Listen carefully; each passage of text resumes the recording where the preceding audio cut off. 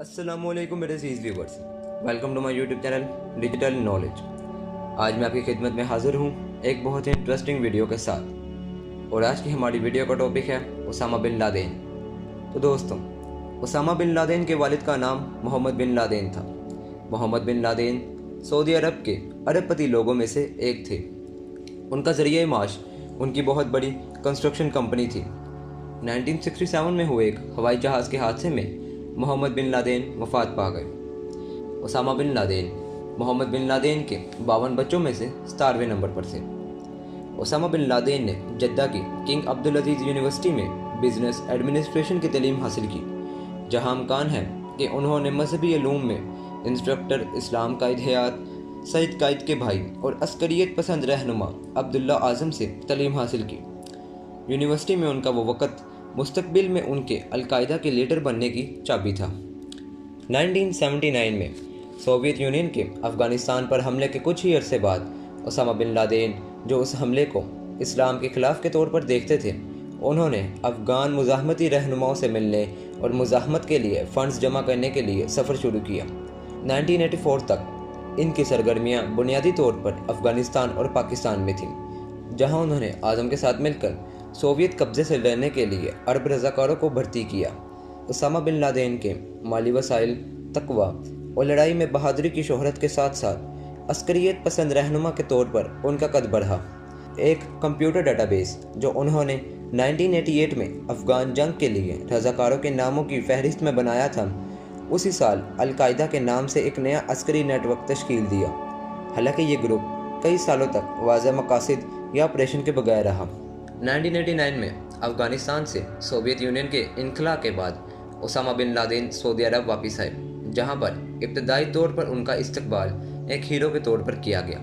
लेकिन जल्द ही हुकूमत ने उन्हें एक बुनियाद परस्त और मुमकिन खतरे के तौर पर तस्लीम किया, जिसकी वजह ये थी कि 1990 में सद्दाम हुसैन के इराक़ पर हमले के बाद सऊदी अरब ने अपने दिफा के लिए अमरीकी फ़ौज की मदद लेना चाहिए, जबकि दूसरी तरफ उसामा बिन लादेन का कहना था कि सऊदी अरब के दिफा के लिए अमरीकी फ़ौज की कोई ज़रूरत नहीं, क्योंकि सऊदी अरब के दिफा के लिए उनकी अपनी फ़ौज और जंगजू काफ़ी हैं।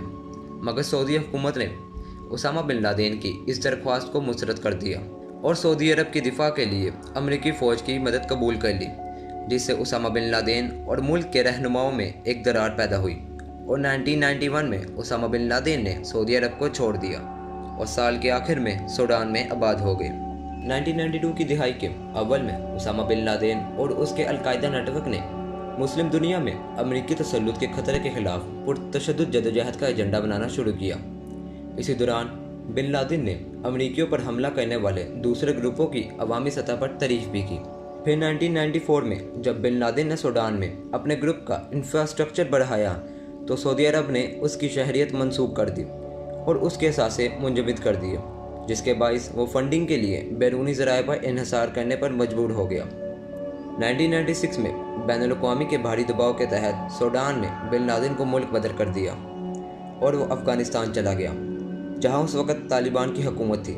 उसी साल के आखिर में उसामा बिन लादेन ने अमेरिका के ख़िलाफ़ एक मुक़द्दस जंग का ऐलान करते हुए 2 फतवों में से पहला जारी किया, जिसमें उसने दूसरी चीज़ों के अलावा मुस्लिम दुनिया के कुदरती वसाइल को लूटने और अरब पर कब्ज़ा करने का इल्ज़ाम लगाया।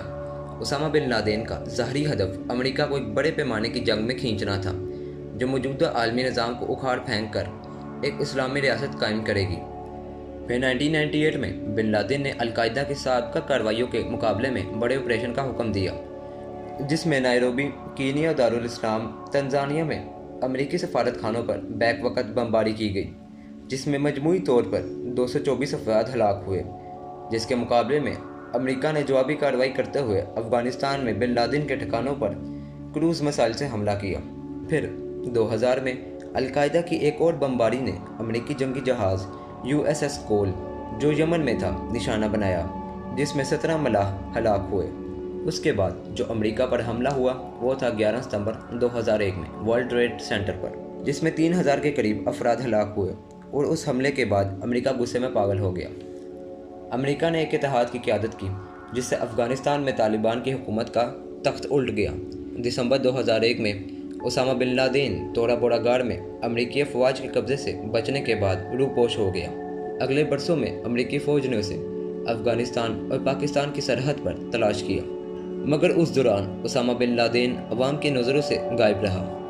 फिर अक्टूबर 2004 में उसामा बिन लादेन एक वीडियो टेप पैगाम में सामने आया, जिसमें उसने 11 सितंबर के हमलों की जिम्मेदारी कबूल की। उसामा बिन लादेन ने वक्तन फ़ोक्तन ऑडियो वीडियो पैगाम जारी किए और ये सिलसिला 2009 तक चलता रहा।